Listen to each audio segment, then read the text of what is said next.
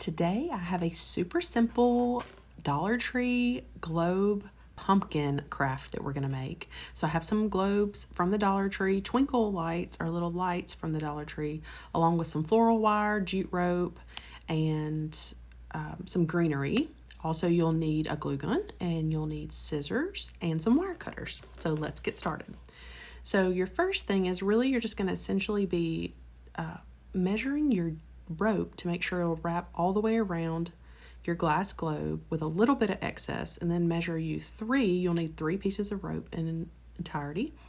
Get you 3 pieces of rope that are just the same, and then we'll get that one where we're going to wrap it around.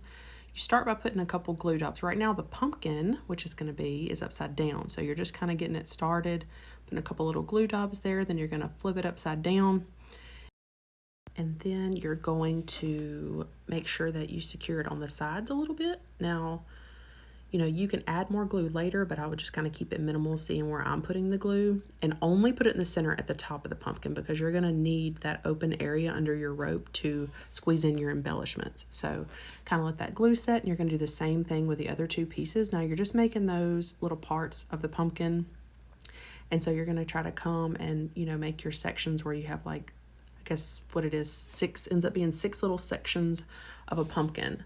So keep gluing that with your second piece, doing the same thing, bringing it in the center. And you see all this excess rope that I'm collecting at the top. I'll show you what to do with that in just a minute. Take your last piece of rope, go ahead and get it there, same places that I'm gluing, just to secure on the bottom.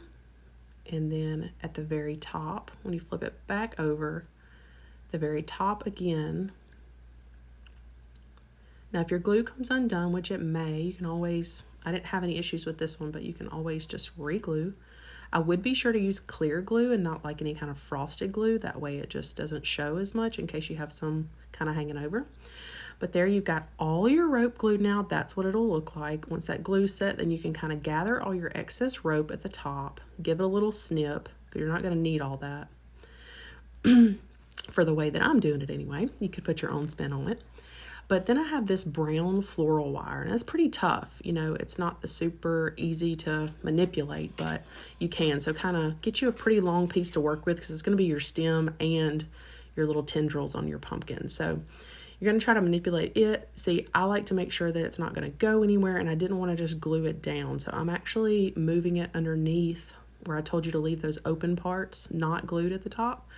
I'm actually leaving that and kind of just manipulating it and pushing it till I've got it about halfway there. And then I'll show you how I'm going to start moving that wire to make that cute pumpkin stem. So you just kind of keep gathering it, working with it.